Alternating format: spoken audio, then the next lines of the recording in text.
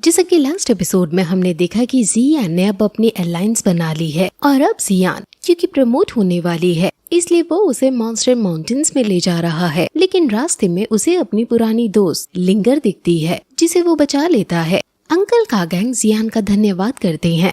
Linger भी कहती है कि हम कई सालों से एक दूसरे से नहीं मिले हैं, तुम इतने स्ट्रॉन्ग हो गए हो कि आसानी से इन सैनिकों को तुमने मार गिराया।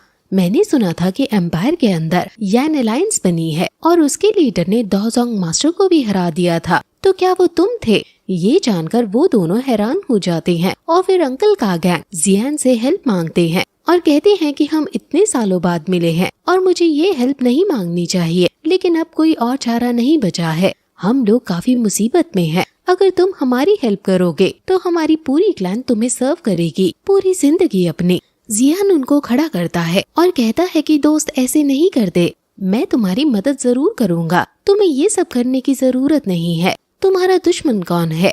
अंकल बताते हैं कि वो शेन चो मर्सेनरी के लोग हैं। उनका लीडर सिस्टार 2 लिंक पर है और क्वीन शान सिटी में कोई उसे नहीं हरा सकता है। जियान इनकी मदद कर सकता है, लेकिन अभी उसे जियान को ब्रेक थ्रू कराने के लिए जंगल में जाना है, इसलिए वो कहता है कि उसे कुछ जरूरी काम है अभी, तो इसलिए उसे मॉन्स्टर माउंटेन्स में जाना होगा। वो फिर उन्हें एक बोतल देता है और कहता है कि अगर तुम उनके लीडर से मिलो और वो तुम पर हमला करने आ रहा हो तो तुम इस बोतल को उस पर फेंक सकते हो। तुम उस सिचुएशन में खुद को टेम्परेरी बचा सकते हो और ये मेरा जेड पीस है जिसके अंदर मेरे सोल के ट्रेसेस हैं। अगर कोई ऐसी प्रॉब्लम आई जिसमें तुम्हारी जान को खतरा हुआ, तुम इस जेड पीस को तोड़ देना, मैं समझ जाऊंगा फिर और तुरंत तुम्हारे पास आ जाऊंगा। अब मैं चलता हूँ और आशा करता हूँ कि हम फ्यूचर में फिर से मिलेंगे। अंकल का गैंग उसको धन्यवाद बोलते हैं और फिर ये तीनों वहाँ से चले जाते हैं।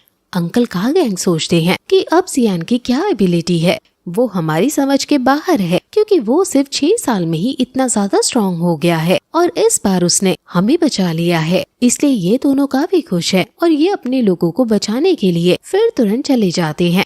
ये तीनों जंगल में पहुंचकर वहाँ रुक जाते हैं और जियान को वहाँ काफी सारी हर्ब्स की खुशबू आती है। ये जगह बाहर की दुनिया से आइसोलेट है, इसलिए यहाँ की एनर्जी एकदम प्योर है। वहाँ फिर तुरंत एक जंगली जानवर इन पर हमला कर देता है, जिसको जियान एक उंगली से दूर हटा देता है, लेकिन अब ऐसे ही बहुत सारे यहाँ आ जाते हैं। जियान शॉक हो जाता है कि ये सभी तो विंड लियोपार्ड हैं और इनके पास विंग्स नहीं होते हैं, तो फिर ये सभी इतने ऊपर पहाड़ी पर कैसे आ गए? क्वीन मेड्यूसा आगे बढ़ती है और वो अपने ऑरा से इन सभी को दूर हटा देती है। अब ये सब आगे बढ़ते हैं और एक घर पर पहुंचते हैं। ये घर जियान ने और लिटिल फेयरी डॉक्टर, जिसका नाम जियाओ ये जियान है, इन्होंने ढूंढा था। जियान जब पहली बार इस जंगल में आया था तब उसकी मुलाकात फेयरी डॉक्टर से हुई थी, जो कि पॉइजन गर्ल थी। पॉइजन गर्ल और जियान की बहुत क्लोज फ्रेंडशिप हो गई थी और इन्होंने मिलकर ये घर यहाँ पर ढूंढा था और जियान अब यहीं पर आया है। जियान की पॉइजन गर्ल के साथ जो भी मेमोरीज थी वो सब ताज़ा हो जाती हैं और उसे नॉस्टैल्जिया फील होने लगता है। ये दोनों पहले यहीं रहते थे और जियान उसको कहीं ना कहीं पसंद भी करता था। जियान को लगता है कि वो अभी भी यहीं होगी, इसलिए वो अंदर जाने लगता है, लेकिन क्वीन मेड्यूसा तुरंत उसे रोकती है और कहती है कि इसके अंदर मुझे पॉइजन फील हो रहा है, इसलिए वो गेट को अपने ऑरा से खोलती है और वहाँ अंदर हर जगह पॉइजन ही पॉइजन है। वो सब फिर तुरंत बाहर आते हैं और क्वीन मेड्यूसा चिल्लाकर कहती है कि जो भी यहाँ मौजूद है वो तुरंत मेरे सामने आए, वरना मैं इस पूरी जगह को तबाह कर दूंगी। अब यहाँ फिर तभी उन्हें एक आवाज आती है जो उनसे कहती है कि अब तुम तीनों यहाँ आ तो गए हो, लेकिन कहीं नहीं जा पाओगे। क्वीन मेड्यूसा को गुस्सा आ जाता है कि कोई उससे इस तरह से कैसे बात कर सकता है और वो तुरंत उस आवाज को लोकेट करके लड़की को देखती है। उस लड़की के आसपास पॉइजनस ऑरा है और वो आसमान में उड़ रही है। क्वीन मेड्यूसा कहती है कि आखिर तुम्हारी मुझसे ऐसे बात करने की हिम्मत कैसे हुई? वो तुरंत उस पर हमला कर देती है और वो मिस्टीरियस लड़की भी तुरंत उससे डिफेंस करती है। वो मिस्टीरियस लड़की इतनी ताकतवर है कि वो क्वीन मेड्यूसा के अटैक से बच गई है। जियान ये देखकर शॉक हो जाता है और सोचने लगता है कि आखिर ये कौन है जिसका पॉइजन इतना स्ट्रॉन्ग है कि क्वीन मेड्यूसा तक के अटैक को नलीफाई कर दिया।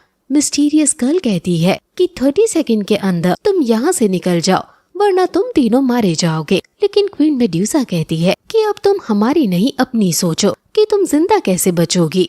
क्वीन मेडुसा फिर तुरंत उस पर हमला करने के लिए चली जाती है और वो दोनों फाइट करने लगते हैं। वो मिस्टीरियस गर्ल अपने पॉइजन से उस पर हमला करती है और दोनों में आइकॉनिक लेवल की फाइट होने लगती है। जियान सोचने लगता है कि आखिर ये कौन हो सकती है, ये जरूर कोई जानकार होगी, क्योंकि सारे स्ट्रॉन्ग पर्सन जो भी ज़ियामा एम्पायर में हैं, वो कहीं ना कहीं हमारे ज़ियाओ क्लैन को अब जानते हैं। उनकी लड़ाई जो हो रही है उससे पॉइजन बहुत ज्यादा हवा में फैल रहा है।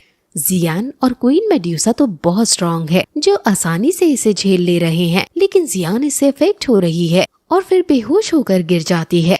जियान अपनी फ्लेम से आसपास के पॉइजन को हटाता है और फिर जियान को पिल खाने को देता है और अब वो इनको और ज्यादा लड़ने नहीं दे सकता, क्योंकि इससे पॉइजन फैलेगा जो कि जियान को नुकसान करेगा। इसलिए वो तुरंत क्वीन मेडुसा के पास जाकर खड़ा हो जाता है।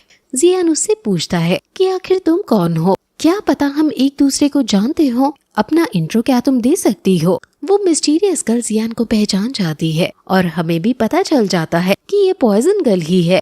जियान उससे कहता है कि ये जगह मैंने और मेरी एक पुरानी बेस्ट फ्रेंड ने मिलकर ढूंढी थी, तुम इस जगह को ओन नहीं करती।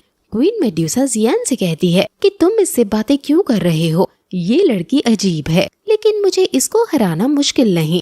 वो उसे फिर से मारने को जाने लगती है, लेकिन जियान उसे रोक देता है। पॉइजन गर्ल कहती है कि तुम दोनों इस पॉइजन से अनअफेक्टेड हो, लेकिन वो लड़की नहीं, इसलिए तुम ये पिल्स ले लो, ये पॉइजन का एंटीडोट है। और क्योंकि ये जगह तुमने और तुम्हारी बेस्ट फ्रेंड ने ढूंढी थी, इसलिए तुम इस जगह को ले लो, मैं जा रही हूँ।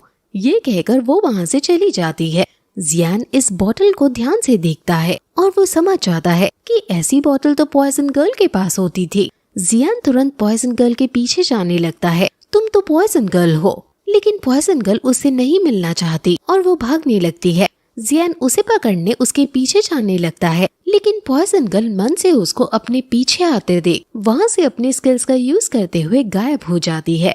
जियान जोर जोर से बहुत देर तक चिल्लाने लगता है कि तुम क्यों भाग रही हो, कहाँ हो तुम। वो पॉइजन गर्ल वहीं छुपी हुई है और सारी चीज सुन रही है, लेकिन उसके सामने वो नहीं आ रही है। वहीं अब क्वीन मेडुसा आ जाती है और जियान से पूछती है कि क्या तुम इसे जानते हो, जिस पर वो कहता है कि वो मेरी पुरानी बेस्ट फ्रेंड है। क्वीन मेडुसा कहती है कि उसकी पॉइजन साइंस बहुत अजीब और अनप्रेडिक्टेबल है। जब मैंने उससे फाइट की तो वो काफी स्ट्रेंज बिहेव कर रही थी, कभी तो वो कॉन्शियस थी और कभी नहीं, कभी अचानक से वीक हो जाती है और कभी बहुत स्ट्रॉन्ग। वो मेंटली स्टेबल नहीं है, इसलिए शायद वो तुमसे नहीं मिलना चाहती है। जियान सोचने लगता है कि आखिर वो ऐसे कैसे बन गई, कहीं इसलिए तो नहीं कि उसकी पॉइजन बॉडी थी और उसको एंटीडोट नहीं मिल पाया अपने लिए। क्वीन मेडुसा उसे वापस चलने को कहती है क्योंकि जियान वहाँ अकेली है। जियान फिर पॉइजन गर्ल को चिल्लाकर कहता है कि मुझे नहीं पता कि इन 6 सालों में तुम्हारे साथ क्या हुआ है, लेकिन मैंने पहले भी जो कहा था वो अब भी कहूँगा, चाहे कुछ भी हो जाए मैं हमेशा तुम्हारा बेस्ट फ्रेंड रहूंगा और ये प्रॉमिस मैं कभी नहीं तोड़ूंगा। वो पॉइजन गर्ल रोते रोते अपने ही मन में कहती है कि अब मैं तुम्हारी पॉइजन गर्ल नहीं रही हूँ, अब मैं गॉडेस ऑफ मेडिसिन बन गई हूँ और मेरे पास आना तुम्हारे लिए सही नहीं है। यही मेरी किस्मत में लिखा है कि मैं हमेशा अकेली रहूं। अब जियान फिर वापस दुखी होकर जियान के पास चला जाता है और उसकी बॉडी में पॉइजन घुस चुका है। क्वीन मेडुसा उसको उठाती है और जियान उसको चेक करता है और बताता है कि पॉइजन अंदर तक घुस चुका है। जियान ने जो एंटीडोट उसे दिया है वो इफेक्टिव नहीं है, इसलिए जियान पॉइजन गर्ल का दिया हुआ एंटीडोट जियान को देता है और उससे जियान ठीक हो जाती है।